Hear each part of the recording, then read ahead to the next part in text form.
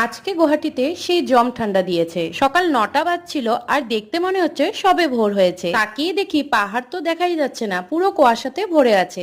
আমারও ঠিক আজকে সকালে ওই মাঠে শুয়ে থাকা ডগিটার মতন অবস্থা ছিল। ঘুম তো আমার কখনই ভেঙে গেছিল, কিন্তু কম্বলকে ছাড়তে ইচ্ছে করছিল না। ঠান্ডায় একেবারে হাত পা পুরো সেন্সলেস। কিন্তু ভাবলাম একেতেই 9টা বেজে গেছে, আর যতক্ষণ শুয়ে থাকবো এ কম্বল তো আমাকে আর ছাড়ছে না। তারপর অনেক কষ্ট করে উঠলাম আর অল্প কিছুক্ষণ বসে ঠান্ডার সকালটা দেখছিলাম। কারণ জুন জুলাই পর থেকে তো যে কাঠফাটা গরমটা দেবে, তারপরে তো আমার এমন ঠান্ডা ওয়েদারের জন্য শুরু হয়ে যাবে কান্দন। ঘুমের ভিতরে আর আগুন কোথায় তাপাবো? তবে এ তো আছে, তো চুলা জ্বলিয়ে হাতগুলোকে রুটির মতন এপিট উপিট করে সেকে নিলাম। যাক বাবা, এখন সেন্সটা ফিরে আসলো। সত্যি সময় কত তাড়াতাড়ি চলে যায় না।